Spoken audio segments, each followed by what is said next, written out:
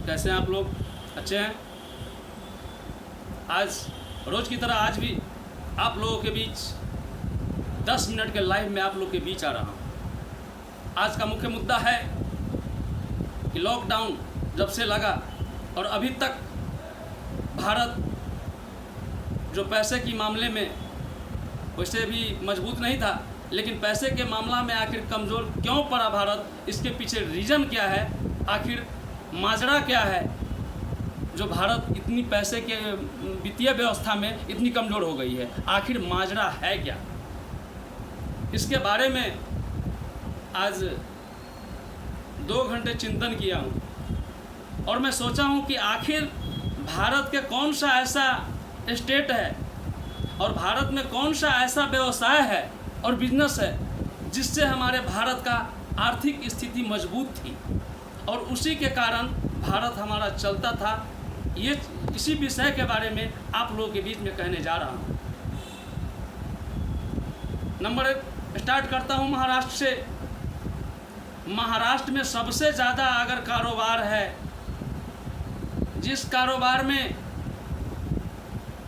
बिहार के 20% और यूपी के 10%,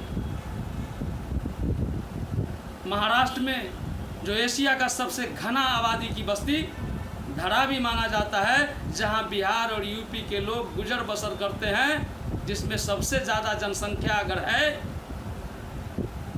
यानी कि 30%, धारावी के घना आबादी में 30% की अगर आबादी है तो बिहारी और यूपी वाले भाई, वो 30% लोगों का व्यवसाय है बैग लाइन, चमड़ा उद्योग, जिसके जरिया से महाराष्ट्र सरकार की आर्थिक स्थिति अगर मजबूत है और महाराष्ट्र सरकार चलती है तो सिर्फ वो लेदर उद्योग के कारण।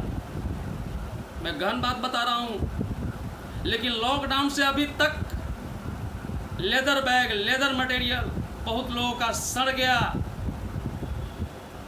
मैं आज के डेट में लेबर कॉन्ट्रैक्टर हूँ। मेरे पास जो बैग लाइन के मजदूर थे, वो लोग माने जो मालिक थे, वो लोग मजदूरी करने आते हैं। BA में पास आदमी की हालात इतनी कमज़ोर है जो हमारे पास आके बोलते हैं कि साहब मेरे को नौकरी दो, नौकरी दो। बैग लाइन से आप विश्वास कीजिए हमारे भारत के भाइयों, बैग लाइन से महाराष्ट्र की स्थिति इतनी कमज़ोर हुई है हमारे बिहारी और यूपी वाले भाई को, जो रोने से कुछ नहीं, मैं रो तब आप विश्वास करोगे, इतनी स्थिति खराब है जो मैं क्या बतलाऊं। साथ ही डेवलपमेंट, बिल्डिंग का जो काम था वो ठप हो गया। क्या है ये बिल्डिंग के काम में, ये बैग लाइन के काम में, बैग लाइन का भी काम घर में होता है। मैं एक लोकतंत्र का एक हिस्सा हूँ, भारत का एक नागरिक हूँ, मुझे अधिकार है बोलने का। जब प्रधानमंत्री महोदय जी अगर आप बोलते हैं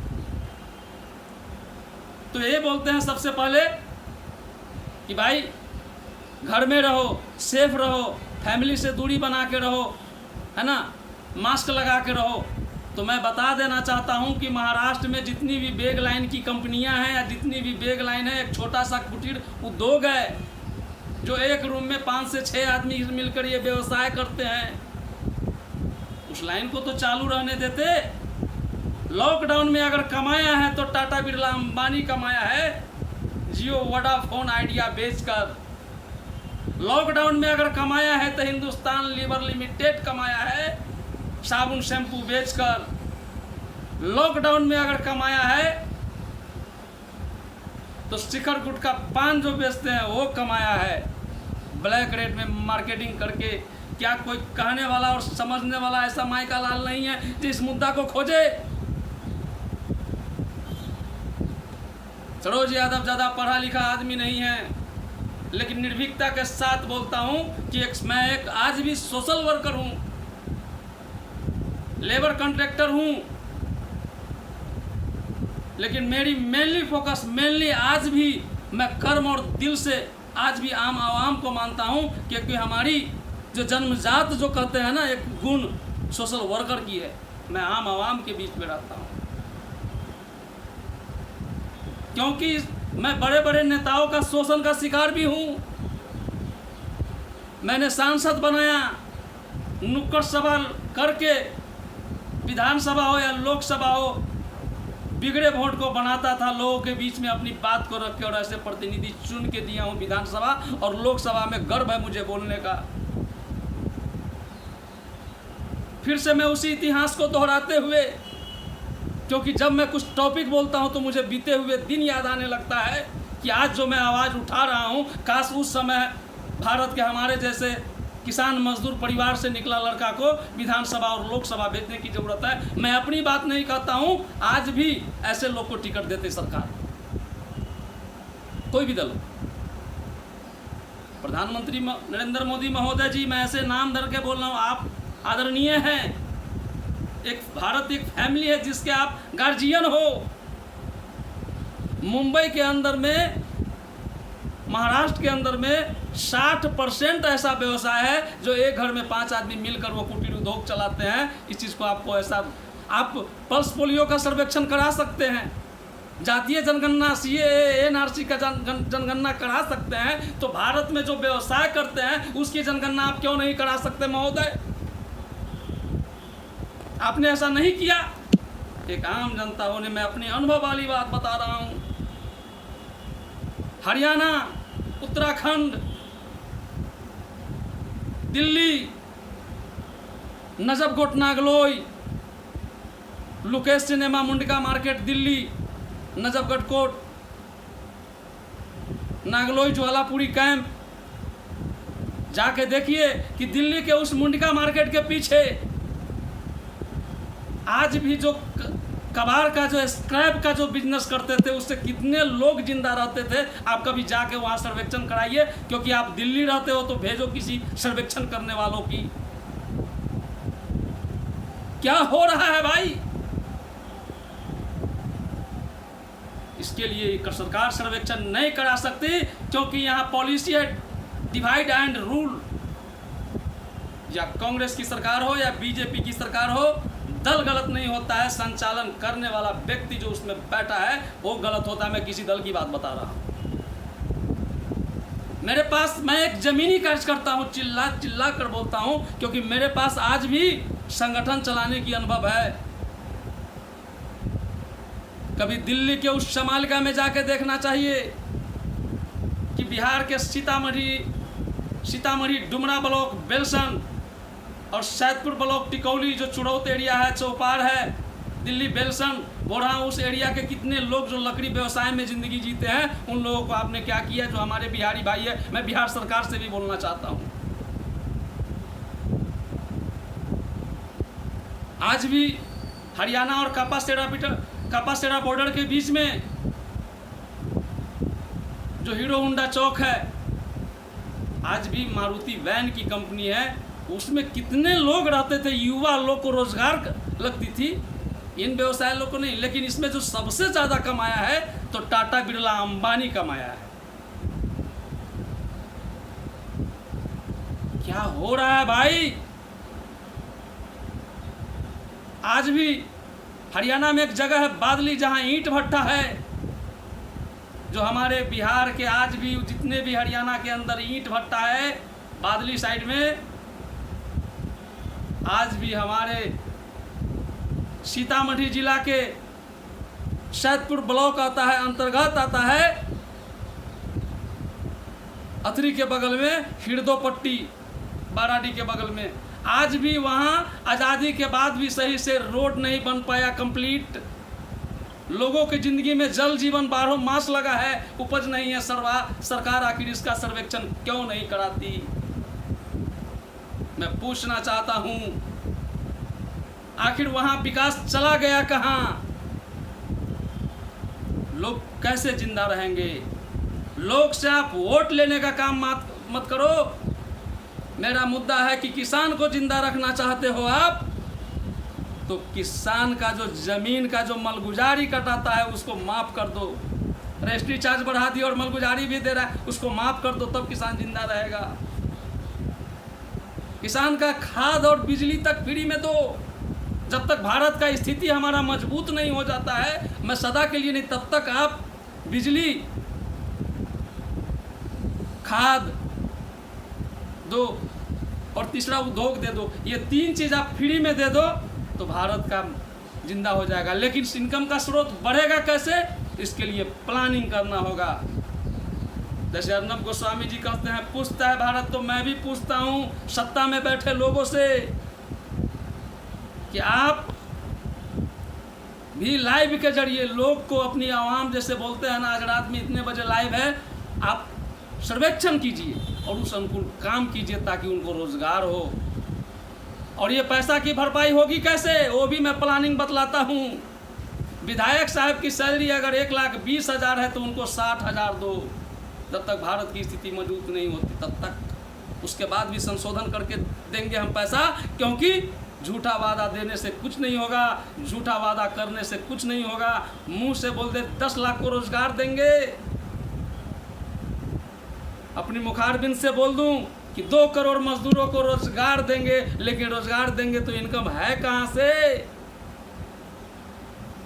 दारू की आमदनी थी बिहार में 80 करोड़ कुछ रुपया, सुनी हुई बात बताता हूं। आपने उस व्यवसाय को जो बंद किया तो 39 जिला में फैक्ट्री बताते, जहां आज भी हरियाणा में, दिल्ली में, गाजियाबाद में, चेन्नई, विशाखापट्टनम आज भी स्टील प्लांट है।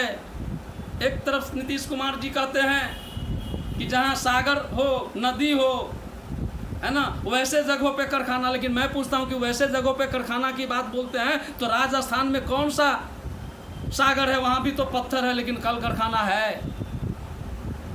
ये गलत सोच बदल दीजिए। बिल गेट्स जब बिहार में आया, आपने सिर्फ दिखाने का काम किया, सर्वेक्षण करा के वहां कंपनी डलाते। सॉफ्टवेयर दूसरे जगह से जो मैं लाता हूं तो बिहार में क्यों नहीं टेक बुक या विप्रो कंपनी को बुलाया जाए। आप कहते हो बिहार में जगह नहीं है, लेकिन मैं सरोज यादव बोलता हूं कि 39 जिला के बिहार में कहां भी आपको फैक्ट्री की जगह है, वो जगह मैं आपको दिखलाता हूं। मैं बार बार चिल्ला के बोल रहा हूं कि बिहार में जो उत्तरी भारत है, हिंदू भाषी छात्र जिसको कभी ट्रेन में जला दिया जाता था 1996 में, कौन क्या हो रहा था देश को, कहां थे देखने वाले। मैं धन्यवाद देना चाहता हूं हमारे गुरुदेव सांसद पप्पू यादव को, उन्होंने लड़ा, उसी आंदोलन का उपज है सरोज यादव। मेरे कहने का मतलब है मेरे मालिकों कि देश बचाना है। सत्ता में बैठे जो आदरणीय नेताजी लोग हैं, केंद्रीय मंत्री लोग हैं, उनसे भी मेरा आग्रह होगा कि देश बचाना है तो जो मैं व्यवसाय बोला हूँ इसको मजबूत कर दो। इसका सरल उपाय है कि विधायक जी की सैलरी अगर 1,20,000 है तो 60,000 कम कर दो।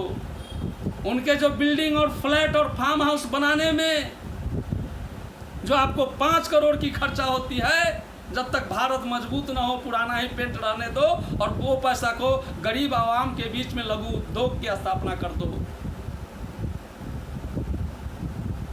मैं गलत नहीं बोल रहा हूं। मैं कहता हूं कि संविधान के नियमानुसार जनता की सेवा करने के लिए बैठे हैं सत्ता में लोग, तो जनता हमारी दुखित है। जनता को देखने वाला कोई नहीं। आए दिन बलात्कार और घर में घुस के गरीब को मारा जाता है। आप जो वाई श्रेणी, जेड श्रेणी की सुरक्षा वहां मुहैया अपने आप में जो कराते हो, आप प्रत्येक वार्ड में एक होमगार्ड की बहाली कर दे। पूरे भारत की बात मैं बता रहा हूं। वो पैसा को अगर सुरक्षा हम पब्लिक के बीच में देते हैं तो जब तक दारू का उपकरण बढ़ गया, अरे वो छूटेगा कैसे। आप सबसे पहले जो लोग बेरोजगार है, मैं दावे के साथ कहता हूं कि BA MA किया हुआ आदमी को मिला नौकरी छूट गया है। नौकरी मिलता है तो घूस के वजह से। मैं कहना चाहता हूं लाइव के जरिए कि इन लोगों का शोषण मत करो। पढ़े लिखे लोग बिहार में दारू बेचने पे मजबूर हो चुके हैं। करेगा क्या परिवार चलाने के लिए। दारू बंदी होगा कब, जब आप बिहार में उद्योग स्थापित करेंगे, बिहार में कल कारखाना फैक्ट्री देंगे। लेकिन वो सब बनाने के लिए एक मास्टर प्लान मैं बता रहा हूं कि विधायक हो, सांसद हो, राज्यसभा सांसद हो, समान काम समान वेतन। ठीक है, आईएएस बनने के लिए ज़्यादा पढ़ना पड़ा, ज़्यादा मेहनत करना पड़ा, उनको सैलरी आप दे रहे हो। सांसद से तो ज़्यादा काम एक आईएएस अफसर करता है। हाँ, बारह बाबू, थाना के 12 बाबू अगर घूस लेना छोड़ दे, अपने कमाई पे अगर सही मायने में रहे, तो उनका भी वेतन गलत नहीं है राज्य के अनुकूल। लेकिन एक कहावत है कि देश का रक्षा करने वालों की वेतन कम मिलता है, और जो एसी में बैठा है, जनता जिसे वोट दिया है, उसको एसी, स्लीपर और सुरक्षा की व्यवस्था दी जाए। डर उसको लगता है जो गलत किया होता है, सुरक्षा वो ज़्यादा रखता है जो कभी ज़्यादा गलत किया हुआ। निर्भीक रहो। आदमी के अंदर गुण होता है तो अवगुण भी होता है। हमारे देश के जो अभी वर्ल्ड के नेता, वर्ल्ड के हीरो हमारे माने जाते हैं, हमारे गार्जियन, युवा मजदूर शोषितों के नेता परम आदरणीय लालू यादव जी, वह शख्स इतना निर्भीक कि इंडिया में कहीं भी चलो तो शेर की तरह गरजता था। भले वो घोटाला किए हो, उन्होंने वही गलती किया। बाकी एक जो कहते हैं ना, आज हम अमिताभ बच्चन को बोलते हैं ना एंग्री मैन, लेकिन मैं कहता हूं कि जरूरत है एंग्री मैन बनाने को। कैसे? लालू यादव जैसे लोगों की एंग्री मैन की दर्जा दे सकते हैं, और एपीजे अब्दुल कलाम को दे सकते हैं। ये लोगों से देश नहीं चल रहा है। ये लोग तो देश को शोषण कर रहे हैं। 3 घंटा समय और 150 रुपया टिकट का। अच्छे फिल्म नहीं बनाओगे आप। इतना ही कहकर आज का मेन विषय यही रहा।